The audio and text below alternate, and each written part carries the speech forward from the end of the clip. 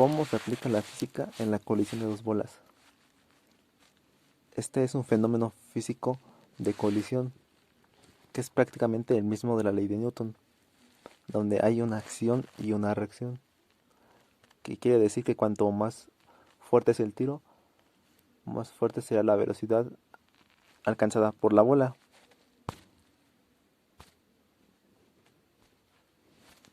La fórmula que puede ser aplicada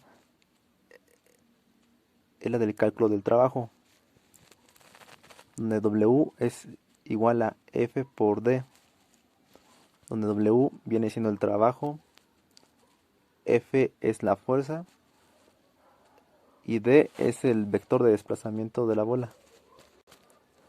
La masa de la bola y la aceleración son dos variables que constituyen la fuerza necesaria para mover la bola. Además el radio y el centro de gravedad, y además de la altura del taco, o sea del palo que se usa, son factores relevantes en el momento del tiro. Ahora les voy a hablar sobre el trabajo. El trabajo es una de las fórmulas de transmisión de energía. Para realizar un trabajo es preciso ejercer una fuerza sobre un cuerpo y que éste se desplace. El trabajo se representa con la letra W y se mide en joules. La fuerza se mide en newtons y el desplazamiento en metros.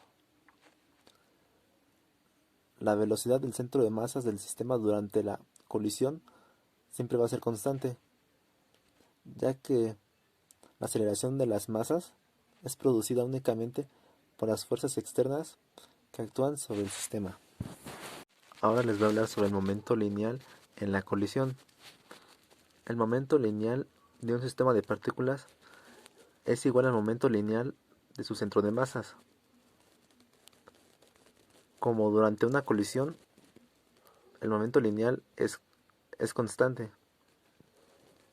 En todo choque, el momento lineal del sistema se conserva. Bueno, a continuación les mostraremos los diferentes tipos de choques. Podemos distinguir entre dos tipos de choques. Uno donde las fuerzas internas no tienen trabajo y el otro donde las fuerzas internas realmente sí tienen trabajo. El choque elástico. En este tipo de choque, las fuerzas internas no tienen ningún trabajo, es decir, su energía cinética se conserva durante el choque. Como podemos ver a continuación la ecuación, donde las fuerzas internas siguen siendo las mismas. Un ejemplo muy claro del choque elástico es en las bolas de billar. Al ser chocadas, como son duras, su forma no cambia y por lo tanto las fuerzas internas no hacen ningún trabajo.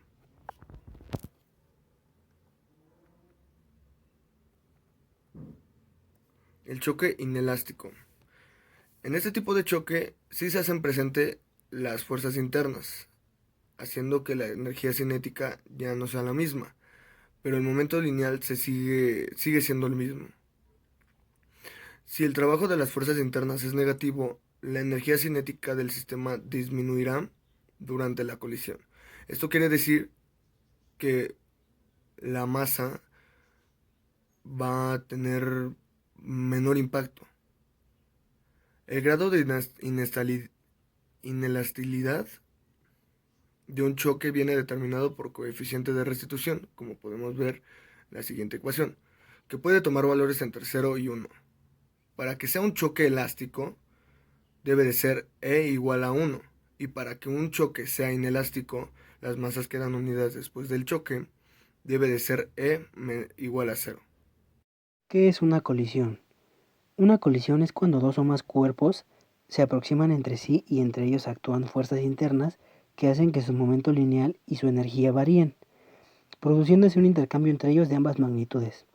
Las fuerzas internas, por ejemplo, en un caso de una colisión entre dos coches, serían las fuerzas que se ejercen en un coche sobre el otro y viceversa.